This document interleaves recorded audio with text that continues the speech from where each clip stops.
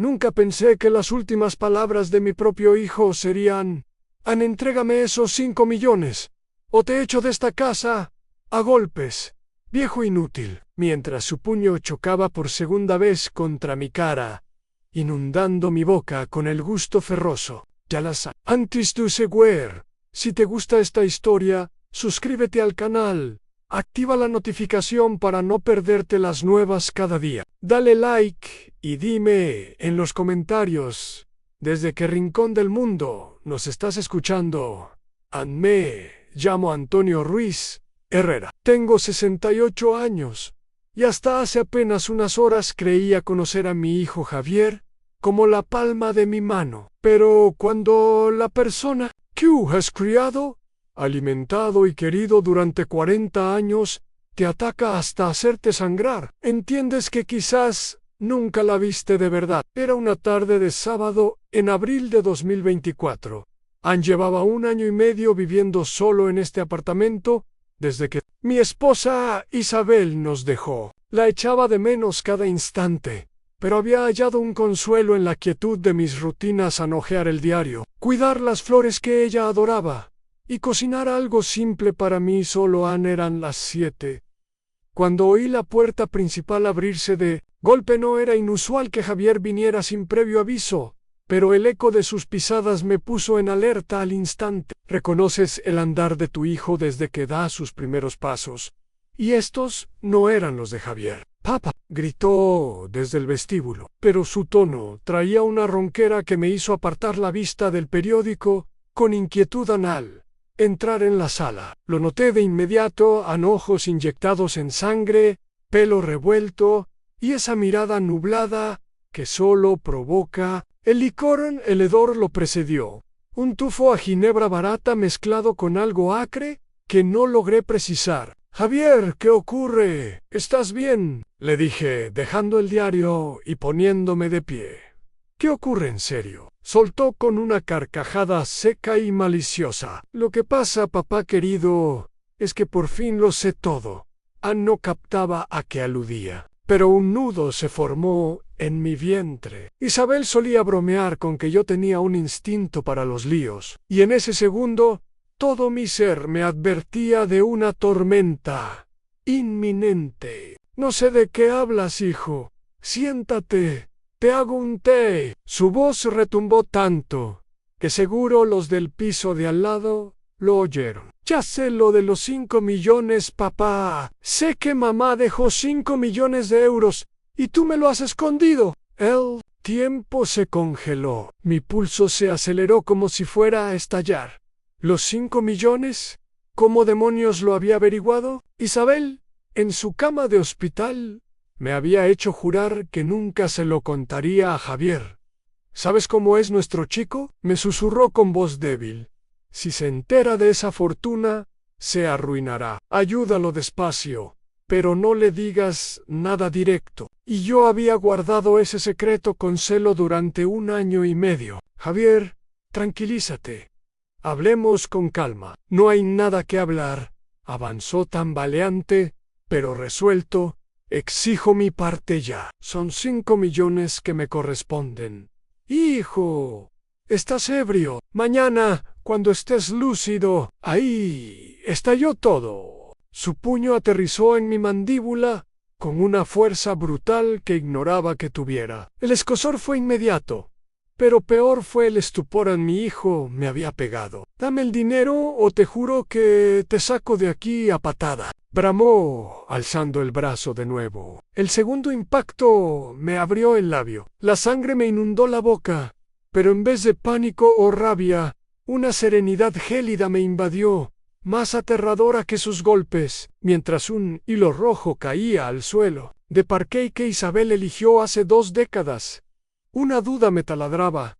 ¿Quién le había revelado lo de esos 5 millones? Me quedé quieto, mirándolo jadear. Sus ojos mezclaban la locura del alcohol con una avidez voraz. Pero sobre el trauma, mi mente de negociante, afilada por 40 años de tratos, empezó a hilvanar piezas. Volví en pensamientos a esa tarde de octubre de 2022, cuando Isabel yacía en el hospital, rodeada de tubos que pitaban sin cesar. Sus dedos, antes firmes, temblaban al aferrar los papeles del banco que acababan de llegar. «Antonio», murmuró con un hilo de voz, «prométeme algo. Crucial». Los documentos confirmaban la suma: 5 millones de euros de la venta de sus tierras familiares, más inversiones ocultas que ella manejaba con maestría. «Javier no debe saberlo», insistió, apretando mi mano. «¿Lo conoces? Sus batallas con la bebida,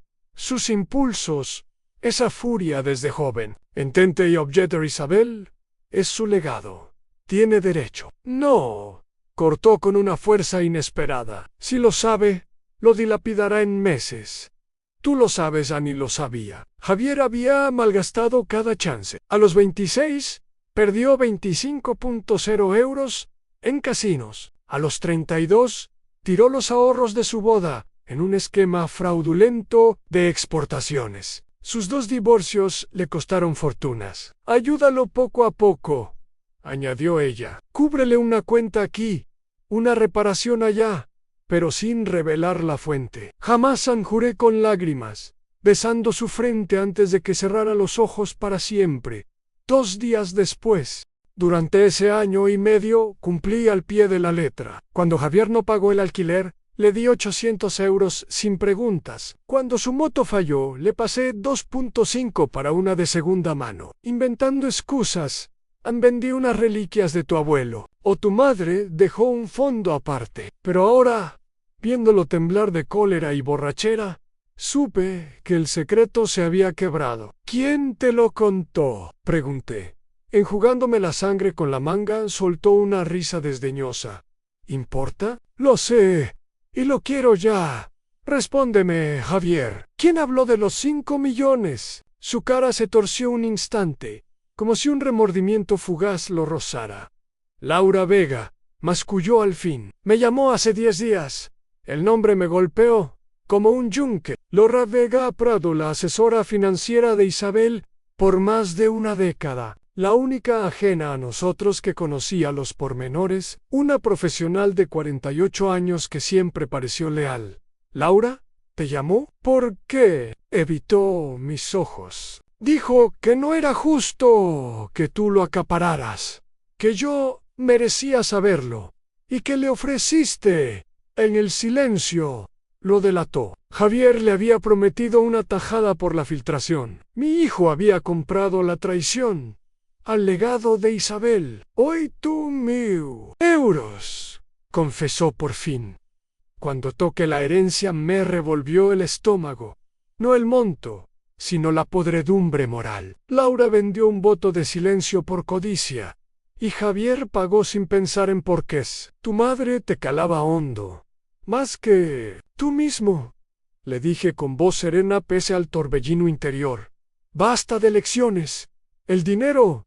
Ahora». Alzó el puño otra vez, pero en mí algo se había avivado. A la niebla inicial viró a una nitidez absoluta. Por fin comprendí el juramento de Isabel. No era solo por el dinero, era por este instante donde mi hijo de 40 años alzaba la mano contra su padre octogenario, por una fortuna que ni le tocaba aún. «Detente ahí», ordené con una autoridad nueva, retrocediendo al pasillo. «No des un paso más». Bajó el brazo, pero sus ojos ardían con esa ponzoña de licor y egoísmo. «No pararé hasta que me des lo mío, viejo. Necesito lavarme». Señalé la sangre que seguía brotando. «Dame 4 minutos. Maldita sea», gruñó, hundiéndose en el sillón donde Isabel leía sus libros de misterio. «Pero ni se te ocurra avisar a nadie o hacer tonterías».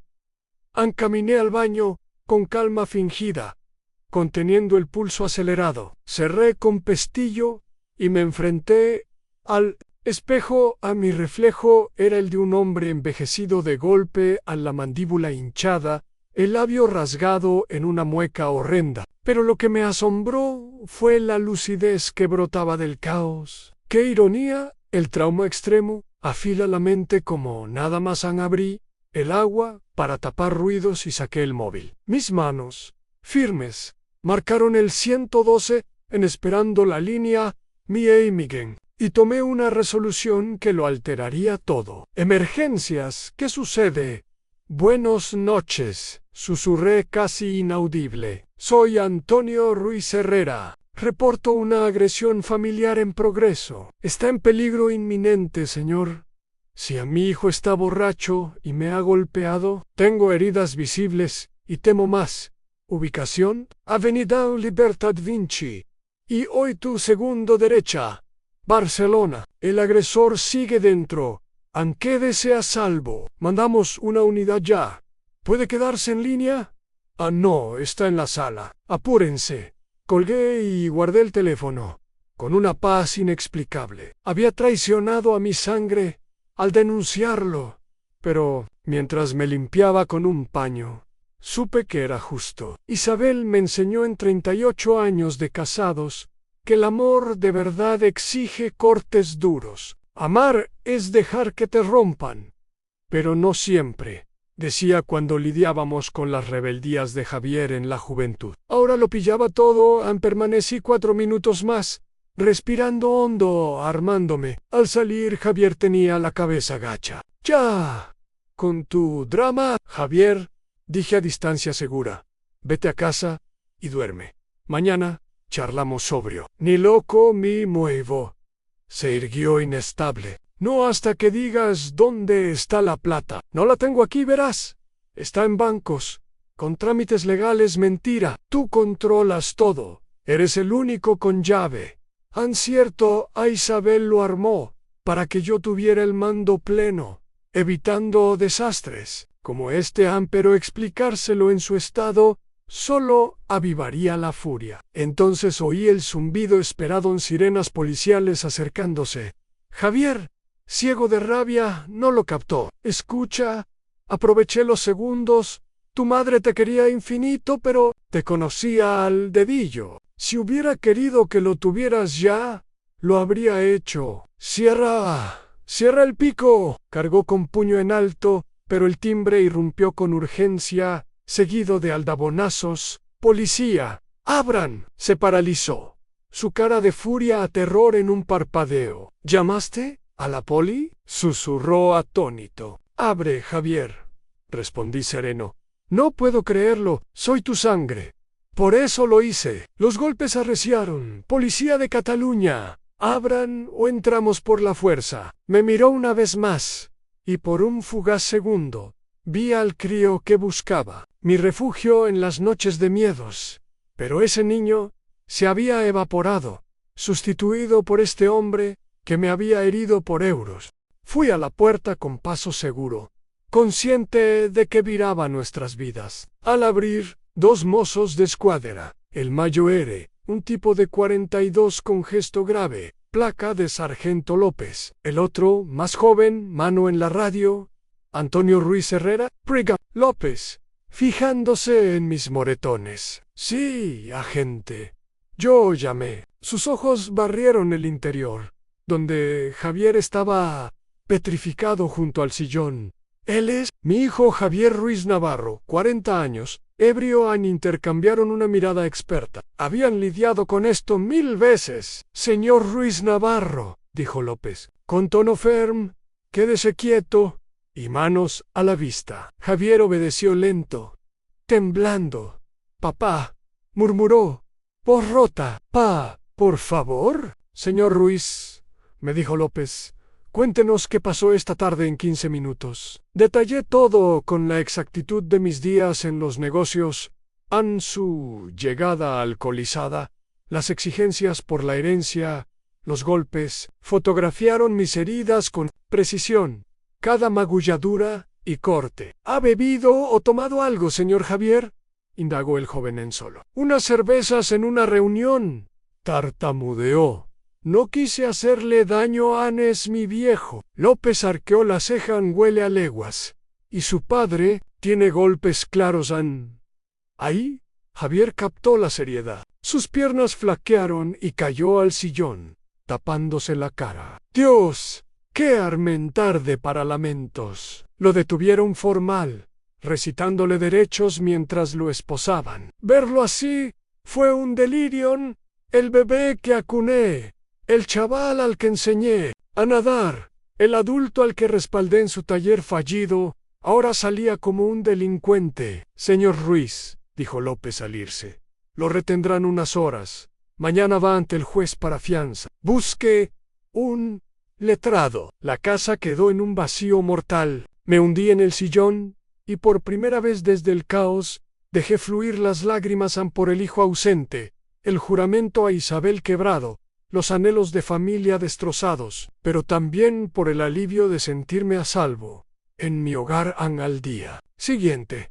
Tras una noche en vela, contacté a mi abogado Esteban Prado Soto, mi confidente legal por 25 años. Él gestionó mis contratos y el testamento de Isabel. Antonio, esto es grave, dijo al teléfono al oírlo. Venía, en su oficina a las 11, Esteban, un tipo ordenado de 58 con canas impecables, revisó las fotos policiales, lesiones familiares con amenazas contra un Mayo R de 65, Javier enfrenta penas duras. La ley catalana no perdona la violencia intrafamiliar, explicó, que Javier iría ante el juez esa tarde en libertad condicional o cárcel provisional hasta juicio. Con su borrachera, los golpes, y que vive solo, apuesto a que lo encierran al menos 2 semanas. ¿Estás listo? Me dolió, pero recordé a Isabel en el amor pide sacrificios ansí, afirmé. Lo estoy en esa tarde. Esteban me llevó al tribunal. No vi a Javier, pero supe que el juez ordenó 2 semanas de preventiva para evaluar su salud mental al salir. Esteban me palmeó. Has actuado bien, Antonio. Nadie, ni la sangre, justifica golpes en tu casa. Volví en silencio, pero por primera vez, post Isabel, sentí que honraba sus valores en esa noche. Vendando mis cortes ante el espejo, vi que un capítulo irreversible empezaba. Javier, en la cárcel. 2 semanas. Yo tenía tiempo para replantear mi camino en una certeza. Nada sería igual 3 meses después. El juicio llegó un miércoles nublado de julio en Barcelona. Ajustándome la camisa, noté que las huellas físicas se habían borrado, mas las del alma perduraban. Esteban armó un dossier impecable en fotos, informes médicos, declaraciones de vecinos sobre los gritos, historial de adicciones de Javier recuerda. Me dijo camino al juzgado. El fiscal busca ejemplo. Prioridad alta para abusos a mayores. El Palacio de Justicia era austero, acorde a su peso. En el pasillo, vi a Javier con su defensor público, un novato llamado Víctor Alemán. Visiblemente nervioso, a mi hijo había adelgazado. Sus rasgos, antes abultados por excesos, ahora eran huesudos, marcados por la crudeza carcelaria. A nuestras miradas chocaron tras meses en sus ojos un pudor real, ausente aquella noche. Papá, musitó al pasar, pero callé, como aconsejó. Esteban en distancia emocional. La sala era modesta, pero solemne. La juez, doña Elena Torres Vidal de 52, conocida por su rigor en estos casos, presidía con gravedad. Se inicia la vista del caso 2024-789, acusando a Javier Ruiz Navarro de lesiones familiares contra Antonio Ruiz Herrera, proclamó la secretaria. El fiscal, un preciso llamado Roberto Silva, expuso con bisturí a la tarde de abril. Embriagado, Javier atacó a su padre de 68 en su hogar, causándole terror y heridas probadas. Un caso clásico de abuso agravado. Mi turno de declarar fue tembloroso en piernas, firme en cabeza. Ensayé semanas, pero enfrentar a mi hijo en el banquillo fue crudo. Señor Ruiz, inició Silva, cuéntenos en sus palabras lo del 20 de abril. En 40 minutos, revivían su entrada etílica, reclamos por la herencia, puñetazos. Mi voz flaqueó al segundo golpe. No solo dolió el cuerpo, se rompió un lazo irremediable. Ese hijo de 40 años que amé, ya no eran pay lágrimas en Javier. pero seguí erguido. Víctor Alemán defendió con atenuantes alcoholismo y duelo. Por Isabela mi cliente lamenta, y el vicio nubló su mente. Pero al testificar Javier, sus palabras empeoraron. No quise herirlo, pero al saber de los 5 millones, me sentí estafado. Mi vida era falsa. La juez lo cortó. ¿Sugiere que una herencia excusa golpear a su padre? No, señoría, no hay perdón tras hora y media de consejo. La juez dictó, tras revisar pruebas, hallo culpable a Javier Ruiz Navarro de lesiones familiares agravadas por vínculo y edad de la víctima. Ante la severidad, impacto y necesidad de disuadir, lo sentenció a 3 años de cárcel, más suspensión de derechos parentales, por igual plazo. El mazo sonó como un punto final. Javier se hundió, roto. Saliendo, Esteban me reconfortó. Se acabó. Antonio reconstruye. Tenía razón. Justicia ganada. Hijo perdido. Esa noche dormí 8 horas seguidas. Primera vez desde Isabela al amanecer post-juicio. Desperté con un alivio teñido de hueco en el pecho. Javier, mi niño de 3 kilos, era ahora un número en la prisión de Bryans. En la cocina donde Isabel me mimaba con desayunos. Tomé la decisión vital, saqué papel del escritorio antiguo y escribí. Javier tras meditar hondo los hechos y sus ecos, llegó a un cierre duro, pero necesario. Aquella tarde no fue mero golpe, fue el clímax de un veneno que creció años. Tu madre lo presagió y actuó en consecuencia. He resuelto no visitarte, no atender llamadas, no leer tus misivas, ni sostener contacto alguno. Esto no es ocio, sino salvación para ambos. Usa este tiempo para sanar como yo lo he. Adiós, con el amor que siempre te tuve, pero desde lejos. Tu padre. Antonio. Doblé la carta. La envié por correo certificado. Al sellarla, sentí un peso levantarse. La vida seguía, regaría las flores de Isabel, leería bajo el sol, quizás viajaría, Javier aprendería, o no. Yo por fin me liberaba. Para vivir en el jardín. Las margaritas que plantó florecían, recordándome que tras la tormenta siempre brota nueva luz.